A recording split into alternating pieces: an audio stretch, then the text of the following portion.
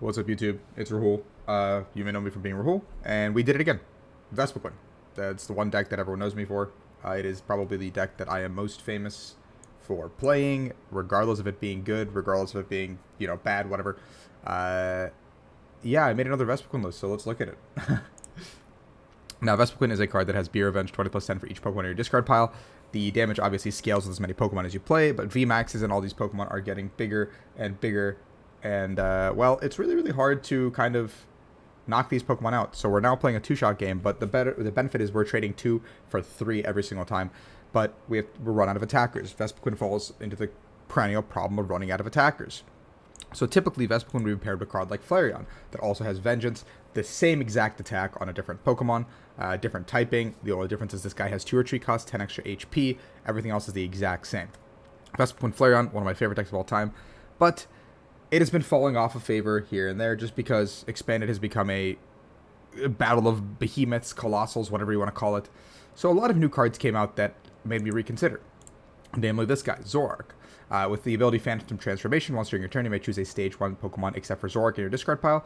Discard this Pokemon, all cards attached, and put the chosen Pokemon in its place. Now, this means I can put 2 Pokemon in my discard pile at one time to get either a Vespiquen or a Flareon or any of my tech Pokemon, which I don't have that many tech Pokemon right now because I didn't really get that creative and I couldn't find that many slots, to be honest. But I had a lot of really cool ideas like Milotic, Gumshoos GX, like all these cards that I think could be really, really good, which I think you would just cut down the unknowns. So basically, there's a 4-4 line of Zoroark, and there's a 3-4 line of Vespiquen, because we don't really need to get that many Combii down, because we have effectively 4 guys here. And the 4th Combii usually never becomes relevant, but we still have to play 4 Vespiquen, because we're going to be discarding this card. So in tandem with discarding one of the Vespiquen, we're still trying to get the ball up and running, so we can use Zoroark to flip it. Then we have 2 copies of Flareon with the Vengeance, so we technically have 10 attackers, potentially, if we want them. Then we have Jolteon, which gives us the lightning typing to deal with, I don't know what yet, but we can deal with it. And then we have Vaporeon for water typing to deal with something. I don't know what it is, but we can deal with it. 4 Unown to draw cards. Now, Unown's probably the most cuttable card, just because if there's ability lock, that kind of stuff in the format, we could probably cut Unown for something like Milotic, etc., etc., just to prevent our hand from being disrupted. You know the drill. Execute with Propagate, is very good. 1 copy of Lele, 3 copies of Dedenne, and 1 copy of Crobat or AOR Draw Engine. And then there's a copy of Bench Barrier Mew. This could also be Mime. Both cards serve the same purpose. Just Bench Barrier Mew has the attack side power, so we can attack if we need to, which is the only reason it's in here. And just by those Pokemon counts, we're already at 30 Pokemon. So you guys can see how hard it is to actually include tech cards in a deck like this. It's very difficult, actually, when you're trying to get your point across. There's 4 Compressor, 4 Ultra Ball, which is the staple of any deck like this. We play 2 copies of Quick Ball just to get some of these guys out early. I think I wanted to have more Quick Ball, but I can't find space. Again, space is a really big issue. 1 copy of Computer Search. I think Comp Search is more important to get the ball rolling than Dowsing Machine later to get things, what you need. 2 copies of Special Charge. 1 copy of Rescue Stretcher. 1 copy of Rescue Carrier, one of the new cards with that gets 2 Pokemon of 90 HP or less, which means basically we can get an entire Vespiquen line back, get a Vespiquen back, and a Zorua, etc., etc. Very good card. It's like Revitalizer Light, effectively, but helps us serve a little more purposes, like get the Zorua, get the Unknowns for more draw engine, etc. 4 copies of VS Seeker to draw some more cards. 1 copy of Parallel City to bump our own side, because we're almost certainly Dedenne-ing every single game. We're probably Lele-ing as well, so getting those 2 guys off the board is really important. We have 1 copy of Guzma, 1 copy of N, 2 copies of Professor Sycamore, 1 copy of Teammates. We don't need that many supporters because we're an Expanded. We have Compressor to put them into the discard. If we prize both copies of Sycamore, that really sucks. But we should maybe still have N. If we prize all 3 of those, well, we've got 3 Dedenne, so hopefully we draw some cards, right? 1 copy of Float Stone to just pivot out of the active if we need to. I don't think anything really needs to pivot. This guy does have 2 retreats, so it's a little bit annoying. And these guys all have places I don't want to put the energy, right? So that's where the 1 Float Stone comes into play. And then there's 4 copies of DCE. So that being said, I want to show you guys some gameplay with the deck. If I hit something like a donk deck on ladder and get absolutely donked, then I'm just going to delete the deck forever, and you guys will never see Vespiquen again. But if you guys are fans of Vespiquen, please leave a comment below. Please hit that like button. Let me get that subscription from you on the channel. Let me know you guys love Vespiquen as much as I do. I've been playing this deck for, I don't know, probably 5-6 years now, a minimum, maybe even longer. So it's kind of a curse and a blessing all at the same time. Now this opening hand is pretty strong, actually. Important to note that Zoroark does not like it discards all attached stuff to it, so I can't do like a DCE2 Zoroark, pitch it, and then try to play off the back of that. No, it has to be like in my hand initially. So I'm up against Mad Party, it looks like. So this active is probably going to go down, so I do have the teammates for the following turn, which is really good. But if I don't, I have the Comp Search to find a supporter as well. In a matchup like this, we're typically just trying not to put down... we're trying just not to put down any of the big two-prizers and try to trade efficiently. But our opponent is going second, so they have a better advantage into us, simply put. So we're going to go ahead and research away some of these guys. We don't need these cards. And this way we can get the Exeggcute back. We're not discarding too many resources off the rip. Discarding resources, having Exeggcute in the deck is really, really important, but Exeggute's not a good enough card to play 2 of, because if you open Exeggcute, it just feels omega bad. So, we've got all of this on our opening hand, and we can chill. We've got the Zorua, we've got everything. I mean, also Zoroark does have an attack Night Days for 70, so we don't necessarily have to discard Zoroark every single time. Like, in a situation like this, we could even technically attack with Night Days, or like if we're up against like a Shadow Rider deck, or something that's weak to Dark, maybe we just Night Days for the 140 to set up a 2-shot, because it's not the worst thing in the world, right? It's not the worst play in the world. Another card that I really want to try to include is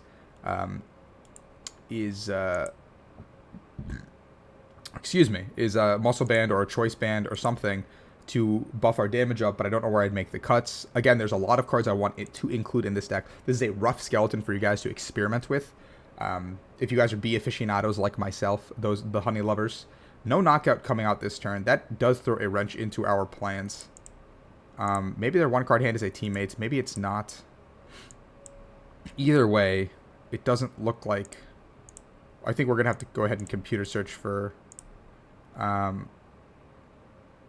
mean, we can computer search for a Float Stone and just knock out the active, right? But then if I get knocked out on the rip, that's like a really, really bad play. So maybe we still do that. Maybe we go ahead and do this, where we go and do this play. Computer search for the Float Stone, if it is in the deck. If I was smart enough, it was not in the deck. We can Guzma. So we can go ahead and Guzma. Get the Sinistea up and get rid of his energy as well. That's probably just better, honestly. And then we can go ahead and research. Finding ourselves some more cards. Let's grab ourselves the Exeggcute. Another perfect Zoroark situation has opened itself. Oh, that's a quick ball. Wait, that's even better. Hell yeah. I was like, wait, why did I only discard 1 card? Compressor away some of these pieces that we are not really wanting to draw into. Lele becomes super useless at this point in the game because we only have 1 N left in the deck. So we want to get rid of that. Everything else is like very, very nice to draw into right now in our deck. The key of Battle Compressor decks, or Battle Compressor style decks, is we're going to thin our deck out really, really well to kind of efficiently get our deck to exactly where we want it to be. And when that happens, well, we're doing a lot of damage. Like right now we did 1, 2, 3, 4, 5, 6, 7, 8, 9. We're doing 110 damage. We could have done a little bit more if we wanted to dig deeper, but we kind of chilled where we were. And yeah, that's a concession from our opponent. We won game 1. I mean, that was a very prime example of them breaking, but you guys saw the potential of what could happen. So we'll do 1 more game because I want to get another display of it. If I hit a donk deck, again, I'm deleting the deck from ladder. I know I caused a lot of problems because I'm one of the few people that has been prominently talking about donk and loving donk. So, my bad. Sorry, guys. Sorry, Mom and Dad.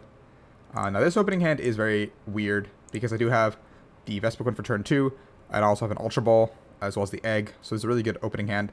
But past this hand, I don't have anything. So Melanie, Dive Balls, Metal. Well, that's weird. What do I? Is it ADP Melanie? Maybe I don't know. What a weird deck. Let's take our 2 mulligans again. 2 mulligans. I'm never going to complain about that. Empoleon. Okay, that's just my basic Pokemon don't have abilities, right? Yeah. So I can't use this guy, unfortunately. But I think that means I can't Dedenne or anything, right? That's actually like really unfortunate. I think I can't Dedenne, right? Your opponent's basic Pokemon in play have no abilities. You have a Pokemon with a rule box. Pokemon VGX have rule boxes. Except for Pokemon with a rule box. So I think I can just Dedenne. I think I can just go ahead and do that. We Float Stone the active guy in case I want to move it. Yeah. I've actually like never played against an Empoleon V, so I don't actually know exactly how it works. Forgive me for that. But yeah, so we're gonna go ahead and just pivot out and pass here. If I got a Zorua there, it would have been really perfect because I got to gun Zorua Zoroark into the Jolteon, getting ourselves the one-shot on the Empoleon turn 2 guaranteed almost every time. Bruxish. I could have even retreated into the Steven. What is going on here? What does Bruxish do? Bruxish. I have a Stretcher in hand also, which is really nice. So I can Stretcher up the Vespiquen back to my hand, evolve into the active Vespiquen, and then go from there. So the hand is really good still. The problem is that I maybe should have given him this Unown. So I don't know what I'm up against still, but it seems like some sort of a lock style. It is ADP. I was correct. I saw the metal. I saw the water. It was ADP, but it is like a very... Wait, he's not attaching to ADP. The ADP matchup should be terrible. The ADP matchup should be absolutely horrendous just because of the nature of it. So we'll Stretcher back a singular Vespiquen, just so we have a guaranteed attack this turn if we find the DCE. And we'll go ahead and research. Sorry, Sycamore, my bad. We'll draw some cards. This hand is pretty good, so we can go ahead and execute back a card. Quick ball it away. Grab ourselves a Zorua. Bench double Zorua. Parallel this way. So now he's doing less damage as well, and I get to pitch both these guys. So everything is kind of going according to plan, if you could say that. My hand is not amazing for the following turn, all things considered. But if I get knocked out, then I can Lele for just some more cards, is my thought process here. So we're going to go ahead and do 120. Not a crazy amount to write home about, but keep in mind we didn't hit a single Compressor in our 7 cards, which is like a very unrealistic thing to happen. Now, it would be really scary this turn if he was able to go Energy Switch onto this ADP and put pressure onto us, but I don't think that's happening. If we could somehow one-shot this ADP coming back into my turn, that'd be crazy. But I don't think that's even possible. I don't know what's going on. This just seems like an ADP toolbox deck, and I'm fine just taking the 2 prizes on the active if he gives it to us. He is. And then the GX is going to come down. So this is a situation where I can just chill with the hand that I have, I think, and just take the knockout, which is fine with me, because he's going to have to GX next turn, and then he can start taking 2 prizes at a time. So if he GXs, I hit into him. He goes GX, I hit, he kills 2 prizes, then I go knockout, then he comes back up, knocks me out, takes 2, and then I have to one-shot on that following turn. But he might be just missing the water energy, which is like, I don't know how I ended up on this part of the ladder.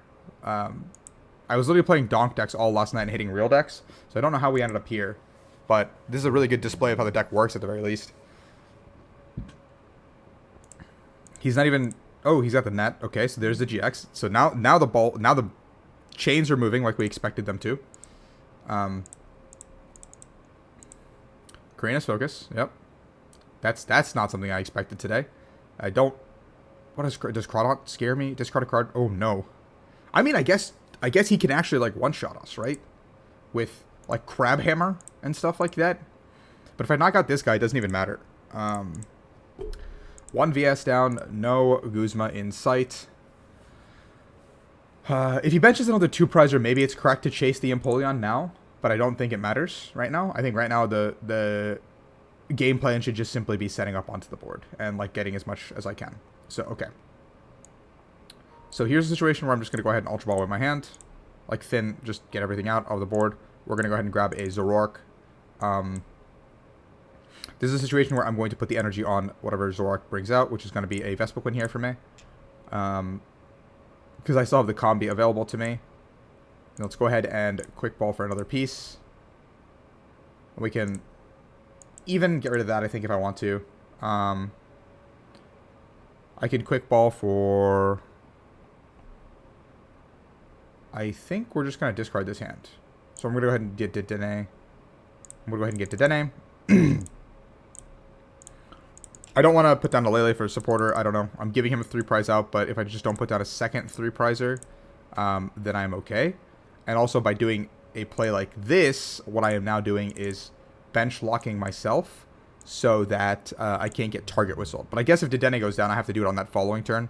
So my point is once again moot. 1, 2, 3, 4, 5, 6, 7, 8, 9, 10, 11, 12, 13, 14, 15, 16, 17, 18, no, 17. So we're capped here at 190, which is a little bit unfortunate. We'll just do these, though. Better to play with the Pokemon in our discard than not. I think I'd rather just go ahead and get the attack here, attack next turn. Attack here, attack next turn, and then try and hope our 3 prizes are good. We have VS Seekers in the deck. We have cards in the deck. We have 11 card deck that's like close to perfect. I could have Compressored one more time to just get rid of like bad cards, I guess, which I probably should have done. But I think everything else is pretty perfect. So 2 prizes come down here. So we know that the target whistle play that I was thinking about also is not viable. Or like if it is viable, he's not doing it at this current moment in time. Which means that their path to victory is the 3 knockouts for the game. But we also have our path to victory is also outlined pretty clearly. Okay, let's go ahead and just pitch some cards. Then this guy's going to be a terrible top deck. This guy's a fine top deck. This guy's not a good top deck. This guy's a good top deck. So now our deck is literally only cards that will win us the game. Yes. 1, 2, 3, 4, 5. And so these cards are all literally only cards that I can top deck that will win me the game. And I think logic-wise, that makes a lot of sense. And we're going to stick to that logic. And we're going to take the knockout. So these 3 cards could really suck here. And then we could get end to 1 and then lose the game. But we have thinned our deck as perfectly as we can. That's a good card to get. But he's going to go with the Empo. That's a good card to get. That's a really good card to get. There's the Rescue Carrier. So Empo's going to come up here. And we're going to be put in a situation where if we get end to 1, we have to hope that we don't draw either the Combee, which I should have benched potentially, but then the Unown doesn't. But the Unown doesn't matter, so maybe the Combee was a better bench. So maybe pitching Zoroark instead of one of the Vespiquens would have been better also. But he went ahead and drizzled for the Pokemon Center Lady, so I don't think he has the intentions of. I don't think he has a way to answer this. So we do have the weakness also, which is kind of funny. So let's go ahead and do all of the wheel of actions and get our dub here with Vespiquen. I'm just really excited that Vespiquen is technically viable again. Like I said, guys, watching this video, there's a lot of like things you can do to make the deck better or like suited for a metagame. But obviously I've not played Expanded in quite a while, so I decided to make the list as consistent as possible. And in formats where like you don't know what's necessarily going on, it's better to just kind of play as consistently as you can and kind of play to your, I guess, like outs is the correct word. So I just like kind of played to my outs. I played to the cards that were dealt to me, and I think this is the most consistent Vespiquen list to start it off. I actually had the knockout anyway, but I kind of BM'd them, I guess, there. So that is the knockout. That is Vespiquen. I hope you guys enjoyed the video. If you guys enjoyed the content, hit that subscribe button, hit that like button. Sorry, I misclicked on a different scene by accident, but you guys know the drill. Like, subscribe. Love you guys. Blow this Vespiquen video up. We're bee lovers here at this channel. And until next video, it's Rahul. Love you guys. You know me as Rahul.